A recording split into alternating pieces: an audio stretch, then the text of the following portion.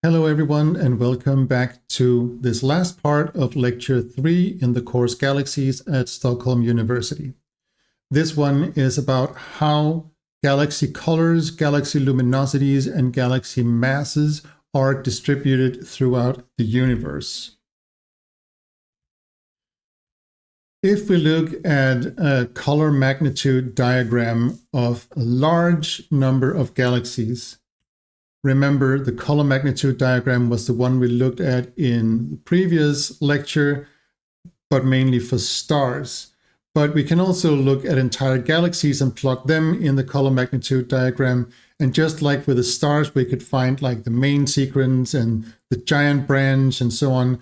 For galaxies, when we plot them, we can also begin to see some kind of structure in this diagram, and that is what we're going to look closer at here.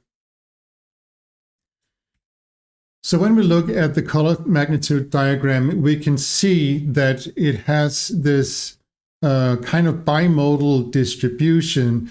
There are two diffuse clouds. There is the red sequence here, and there is the blue cloud down here. And in between them is what we call the green valley. But as you can see, it is indeed a valley. The green valley is characterized by not being a peak, but being the opposite of peak, hence the name a valley. You see over here in the right column of this plot, you see them split up in early type galaxies and late type or spiral galaxies. And you can see that the red sequence, as we call it, the one up here, has a relatively small scatter because early type galaxies are relatively uniform. You can also see that they have quite red colors and they tend to have slightly larger sizes than the star-forming galaxies. However, this is on average, and you can see that there's an enormous spread in the size distribution, both of the red sequence and of the blue clouds. But if you take a look at it, you can also see that there is a quite clear tendency that early type galaxies are larger, and as you can see, the distribution is more uniform. On the other hand, the blue cloud shows a relatively large scatter in colors and in magnitudes because of variations in star formation rates, dust coverage, and many other things.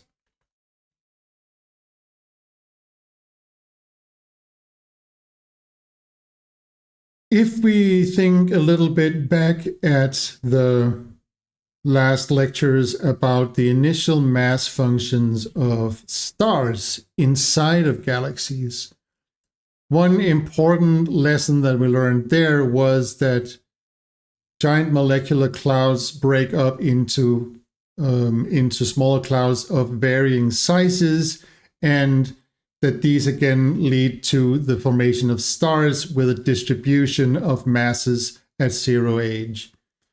Now we also have distribution of galaxy sizes, of course, and it's worth thinking a little bit about what that distribution is. However, it is important to note at this point that galaxies do not form like stars do.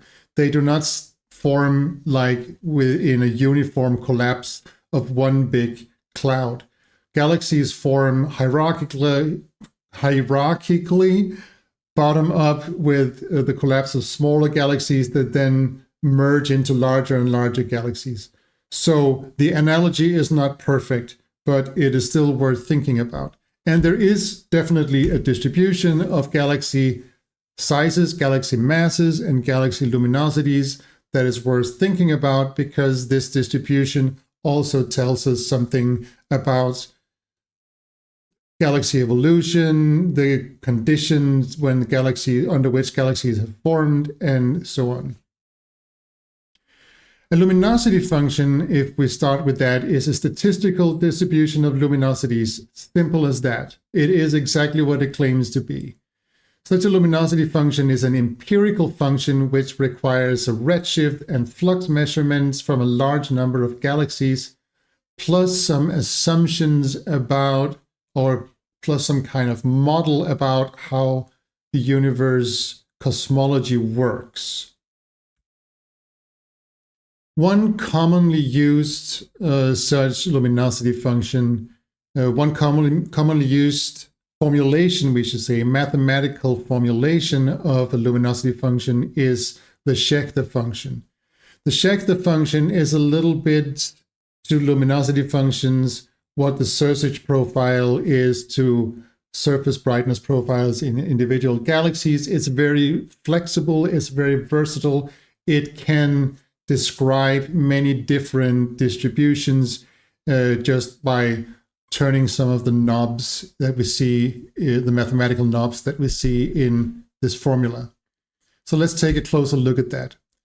The power law index alpha, I better take myself away here. The power law index alpha is negative for most galaxy types, and that means that faint galaxies are more common than bright galaxies. There's also a cutoff at high luminosities, so it doesn't just continue as you go up. Very, very luminous galaxies are very rare. Their statistical distribution drops off more rapidly than it does for lower galaxies. We can see that in this statistics here, where we have a galaxy distribution. I'm not exactly sure actually which galaxies these are, but it's from a large distribution of galaxies. And what you can see is that there is both a single Schechter function, and somebody has also plotted a double Schechter function, but the single Schechter function is fine for now. It is actually a pretty good description of the measurements we're making here. You can see that this line here is for spheroid-dominated galaxies. So these are early type galaxies. And this one here is for disk-dominated galaxies. So these are spiral and star-forming galaxies. And together they give us this distribution here. So let's look at different parts of the Schechter function. First, in the faint end, we have the simple power law with a slope alpha as we saw before. In the faint end, this part here is dominating the shape of the function, of the luminosity function. In the bright end of the function, we have what we call the exponential cutoff that you can see here. This is where we begin to see that ultra luminous galaxies are very rare. Then we have this thing here that we call L star. L star is what we call a characteristic luminosity, and this characteristic luminosity is an empirical number that basically describes where we see the shift from the faint end domain to the bright end domain in the Schechter function. This sits around here, and as it so happens, this characteristic luminosity is of the same order of magnitude as the Milky Ways or the luminosity of the Andromeda galaxy. This is not something that is by design. It just happens to be that way when we look at the statistical distributions of galaxies in the universe. And finally, we have this number here, phi star, which is a normalization of the Schechter function. It is simply a description of the volume density of L star galaxies. So the density inside 1 megaparsec, 1 cubic megaparsec or whatever, of galaxies that have L star luminosity. And that one is used, as I said, as a normalization of the Schechter function. There's also a version of the Schechter function which is expressed in terms of absolute magnitudes. You can find that in equation 3.8 in the course book. There's also such a thing as the stellar mass function in galaxies. This is not the mass function of stars in the galaxies. This is the function of the distribution function of stellar masses in galaxies. The distribution of total stellar mass in galaxies can also be described as a Schechter function. And that's a little bit interesting to think about now, isn't it? How and why is the mass function different from the luminosity function, and how and why is it that it can still be described as a Schechter function? That is worth thinking a little bit about and talking a little bit with each other about. One thing we can see from the distribution here is that this is a little small here, but we can see that the purple ones here are lenticular or like early type spiral galaxies or lenticular galaxies, and the orange ones that we see here are early type galaxies. So the very high mass end of the mass function is almost exclusively early type galaxies. On the other hand, when we go to the lower end of the mass function, there are still early type galaxies there, but they are definitely not dominating the distribution here. Here, the distribution is certainly dominated by irregulars and star-forming galaxies. But in the very, very high mass end of the distribution, you see almost exclusively early type galaxies. We are going to get back to why that is at a later point. An important point also to note is that both the luminosity function and the stellar mass function change over cosmic time.